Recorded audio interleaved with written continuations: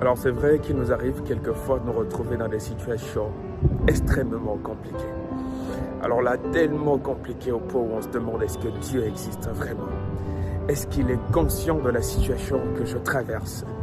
Et s'il en est conscient, pourquoi reste-t-il indifférent? Mais c'est également vrai que pour la plupart du temps, c'est quand on se retrouve dans des situations pareilles qu'on a ce réflexe. Dieu, tu es où? Fais quelque chose. Et pour finir, quand il ne fait rien, au plus profond de soi, on commence par se fâcher même contre Dieu. Recourir à la prière, ce n'est même plus une option, non. Parce que si on n'est plus que convaincu de quelque chose, c'est que Dieu est occupé.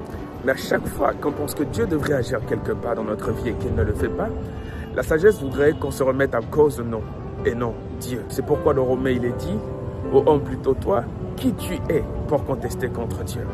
Le vase d'Agile dira-t-il au potier, pourquoi m'as-tu fait ainsi? Non. Mais voici plutôt la posture de Dieu dans toute cette situation.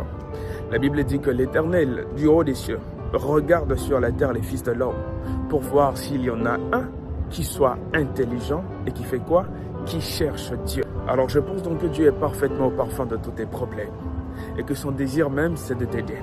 D'ailleurs, il considère tous tes désirs comme légitimes. Seulement, il voudrait quand même que ces désirs légitimes, tu puisses les classer par priorité.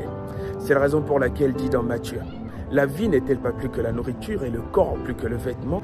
Ne dites donc pas, qu'allons-nous manger? Que boirons-nous? De quoi allons-nous vêtir? Car ces choses, ce sont les païens qui le recherchent. Mais quant à vous, cherchez premièrement le royaume des cieux et sa justice, et toutes les autres choses vous seront données par-dessus tout. Et ce n'est pas fini, la Bible dit qu'il faut que ceux qui s'approchent de Dieu sachent que Dieu existe et qu'il est le rémunérateur justement de ceux qui le cherchent et non de ceux qui savent qu'il existe.